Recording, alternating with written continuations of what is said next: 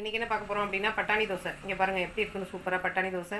அதுக்கு தொட்டுக்க வந்து நான் ஆனியன் சட்னியும் புதினா சட்னியும் வச்சுருக்கேன். இது என்னுடைய சேனலில் இருக்குது, நீங்கள் பார்த்துக்கலாம். என்னுடைய ரெசிபி பிடிச்சிருந்தா லைக் பண்ணுங்கள், ஷேர் பண்ணுங்கள், சப்ஸ்கிரைப் பண்ணுங்கள். இப்போ எப்படி செய்கிறதுன்னு பார்க்கலாம். பட்டாணி தோசை எப்படி ஊற்றுறது அப்படின்னு பார்க்கலாம். அதுக்கு முதல்ல என்ன பண்ணலாம், தோசைக்கல்லை சூடு பண்ணிவிட்டு இந்த மாதிரி மாவு எடுத்து என்ன பண்ணலாம், இப்படி ஊற்றிக்கலாம். கொஞ்சம் திக்காக ஊற்றிக்கலாம், ஏன்னா இந்த பட்டாணி இதில் தானே போட போகிறோம். அதனால் ஊற்றிட்டு இங்கே பாருங்கள், பச்சை பட்டாணி இப்போ சீசனில் அந்த பச்சை பட்டாணி நான் வந்து உரிச்சு எடுத்து வச்சுருக்கேன். அந்த பச்சை பட்டாணி எடுத்து இப்படி நம்ம ஸ்ப்ரெட் பண்ணிக்கலாம். இதில் பச்சை மிளகாய்ங்க நடுவில் பச்சை மிளகாய் போட்டுக்கலாம். நீங்கள் குழந்தைங்களுக்கு கொடுக்குறீங்க அப்படின்னா பச்சை மிளகாய் போட வேண்டியதில்லை, வேணும்னா போட்டுக்கலாம். நீங்கள் இதில் கொஞ்சம் நெய் இல்லைன்னா எண்ணெய் ஊற்றிக்கலாங்க. இது மேலே லேசாக ஒரு மூடி போட்டு மூடி வச்சிடலாங்க. பாருங்கள் நல்லா வெந்து வந்திருக்கு. இது அப்படியே திருப்பி போட்டுக்கலாம். நம்ம இப்போ பாருங்கள், திருப்பி போட்டோனையும் பாருங்கள் எப்படி இருக்குன்னு சூப்பராக தோசை. இங்கே பாருங்கள் எப்படி நல்லா வெந்து வந்திருக்குன்னு.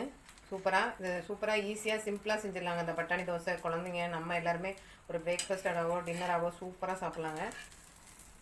இப்போ தோசையை ஒரு தட்டுக்கு மாற்றிடலாங்க. என்னோடய ரெசிபி பிடிச்சிருந்தா லைக் பண்ணுங்கள், ஷேர் பண்ணுங்கள், சப்ஸ்கிரைப் பண்ணுங்கள். இன்னொரு ரெசிபியோட உங்களை சந்திக்கிறேன். இந்த மாதிரி நீங்கள் செஞ்சுருக்கீங்களான்னு எனக்கு கமெண்ட் பண்ணுங்கள். ட்ரை பண்ணி பாருங்கள், கண்டிப்பாக சூப்பராக இருக்குங்க. நாங்கள் இதை அடிக்கடி செஞ்சு சாப்பிடுவோம், நல்லாயிருக்கும். நன்றி, வணக்கம்.